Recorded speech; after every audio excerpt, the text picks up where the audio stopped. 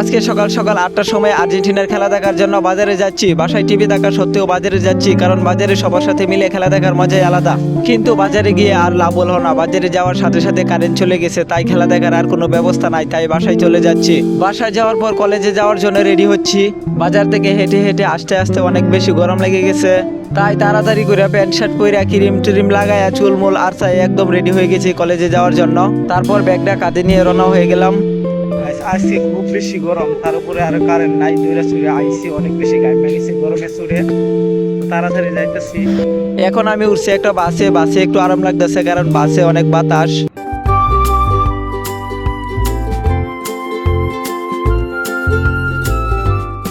বাস থেকে নেমে পড়েছি, বাস থেকে নেমে একটু হেঁটে কলেজে যাইতে হয়, তাই হাঁটতেছি।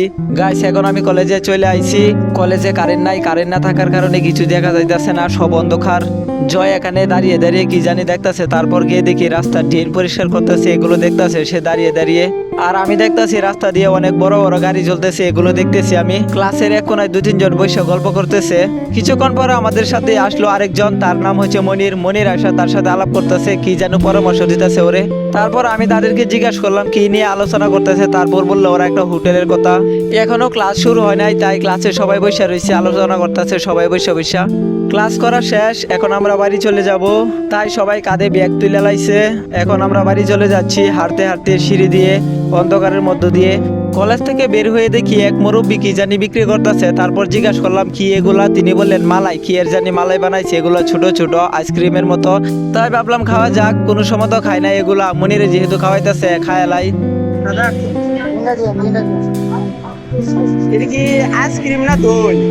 মালাই মালাই।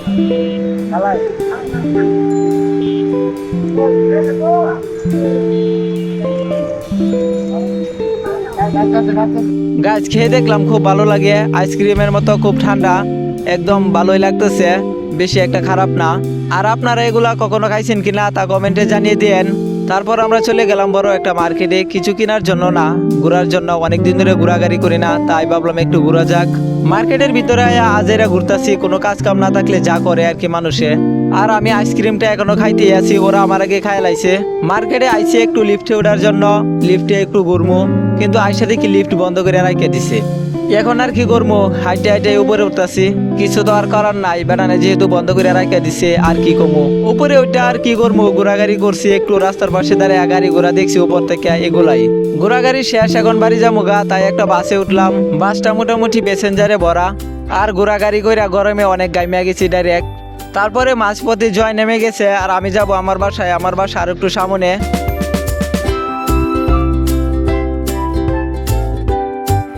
তো গাইস, ভিডিওটি ভালো লাগলে একটি লাইক দিয়ে চ্যানেলটি সাবস্ক্রাইব করে দিয়েন, আর দেখা হবে নেক্সট ভিডিওতে।